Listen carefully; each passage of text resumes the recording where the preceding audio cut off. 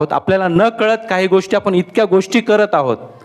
त्या सांता क्लॉजविषयी किंवा ट्रीविषयी माझा काही विरोध नाही, पण कुठंतरी ह्या गोष्टींमुळे नाही का मेन जो गाभा आहे, मेन जो ख्रिस्त जयंती ख्रिस्त जन्मोत्सवाचा जो काय मेन गाभा आहे तो हरवलेला आहे किंवा लपला गेलेला आहे.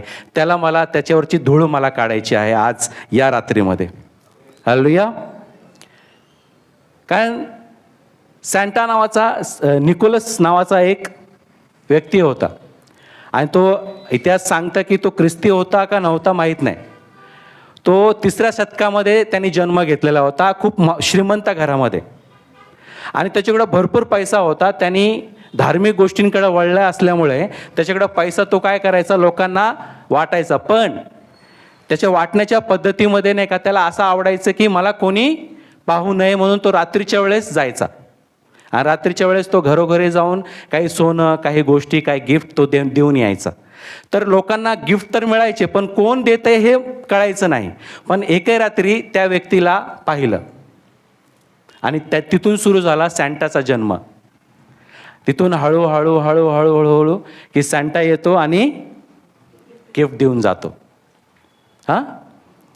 तो फादर म्हणून त्यांनी काम केलं असं सांगितलं जातं हिस्ट्रीचं. आणि तो मेल्यानंतर सुद्धा बरेच आईवडिलांनी आपल्या लेकरांना शांत करण्यासाठी नाही का त्यांच्या सॉक्समध्ये, त्यांच्या उशीखाली काही ना काही गिफ्ट ठेवून टाकायचं आणि दुसऱ्या दिवशी काय म्हणायचं की सांताने देऊन गेलंय कारण तू वर्षभर खूप चांगला वागलेला आहेस म्हणून दुसऱ्या वर्षी परत लेकरं काय करायचे, चांगला वागायचे. आजही ते प्रथा परंपरा सुरू आहे. हालेलुया.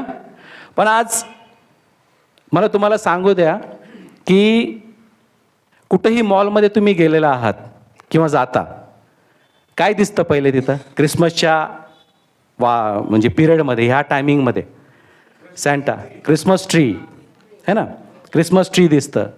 सांता सजवलेला असतो, जाडा माणूस दिसतो, लाल कलरचा ड्रेस घातलेला असतो है ना. पण प्रभू येशू ख्रिस्त कुठे दिसतो का हो? दिसतो का? नाही.